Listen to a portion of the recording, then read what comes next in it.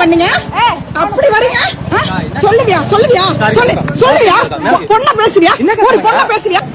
காலைல விடு காலைல விடா காலைல விடா காலைல விடா பொம்பளை பேசுவியா? எப்படா பேசுவ நீ? நின்ற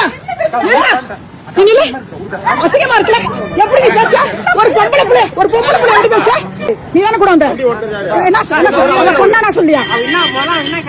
அரைச்சு இழுத்து சுத்தி நிறைய பேர் நிக்கிறாங்க, என்ன பிரச்சனைன்னு கேட்பீங்க.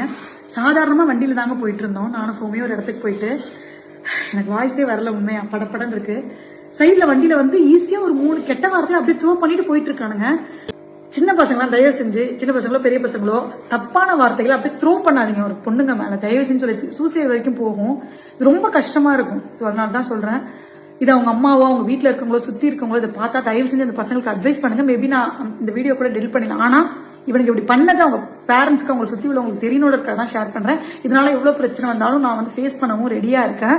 ஸோ நாங்கள் போலீஸ்ல கேஸ் கொடுத்துட்டோம். இதை வந்து நாங்கள் டீல் பண்ண தான் போறோம். இப்போ என்ன சொல்ல வரேன்னா, சின்ன பசங்க யாராவது பாத்தீங்கன்னா ஆல்ரெடி கெட்ட வார்த்தைகளை எல்லாரையும் கண்ணாப்பண்ணா திட்டிட்டு இருக்கீங்கன்னா நிறுத்திக்கோங்க. லேடிஸ் வந்து நீங்க வந்து விட்டா ஆள் கிடையாது, இஷ்டத்துக்கு நீங்க பேசிட்டு போறதுக்கு. அதான் நான் சொல்றேன். ரொம்ப ப்ரெஷரா இருக்கு. நான் வந்து இதோட நிறுத்திக்கிறேன்.